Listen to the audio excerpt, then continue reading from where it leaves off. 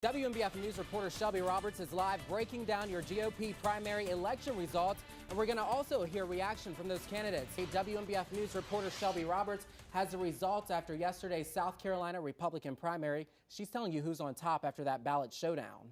Ultimately, billionaire businessman Donald Trump was victorious after yesterday's primary, and not surprisingly, coming into this week, many political experts expected him to take the Palmetto State. And with almost 240,000 votes, Trump keeps his frontrunner status in the Republican Party. But the second and third spots were more hotly contested. Florida Senator Marco Rubio just narrowly beat Texas Senator Ted Cruz by about 1,000 votes. Now, some say that Governor Nikki Haley's endorsement of Rubio was just the bump his campaign needed in order to take the lead over Cruz, who didn't manage to win any of the 46 counties in South Carolina.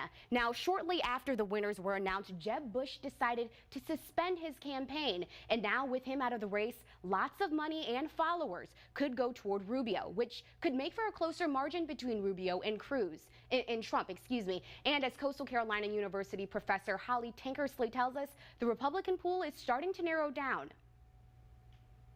It really is a three-man race now. We have Trump, Cruz, and Rubio, not necessarily in that order, but certainly as they move forward, it was incredibly important that Marco Rubio performed well here in South Carolina. Even though a close margin between second and third, it really gave him some momentum that he didn't have so much coming out of New Hampshire. Now that the South Carolina Republican primary is over, the big question that people are asking is what comes next? I'll have those details for you in the next 30 minutes. Reporting live in the studio, Shelby Roberts for WNBF News. WNBF News reporter Shelby Roberts is live in the studio, and she's breaking down those numbers. Now that Donald Trump has officially claimed his front-runner status after yesterday night's primary, many people are asking, what now? Well, there's a big question regarding what will happen with Jeb Bush followers now that he's decided to suspend his campaign. Many political experts predict his camp will move towards supporting Florida Senator Marco Rubio, who narrowly beat out Ted Cruz after last night's results. With John Kasich and Ben Carson taking fourth and fifth respectively, we're still working to learn what their plans are moving forward. And then there's next weekend to look forward to. Decision 2016 will continue next Saturday for South Carolina residents as the Democratic primary goes underway. The last two Democratic contenders, Bernie Sanders and Hillary Clinton, will face off with one another yet again. But Clinton's win in yesterday's Nevada primary will give her some momentum coming into South Carolina. From there, Super Tuesday on March 1st will be on the minds of many, as 12 states will host their respective primaries.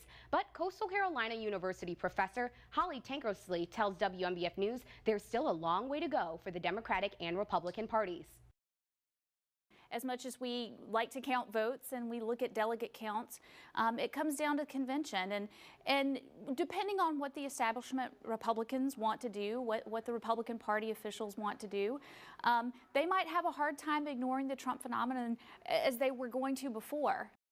With so much going on in Decision 2016 over the next few weeks, WNBF News will continue our election team coverage to provide you with the latest details. Reporting live in the studio, Shelby Roberts for WNBF News.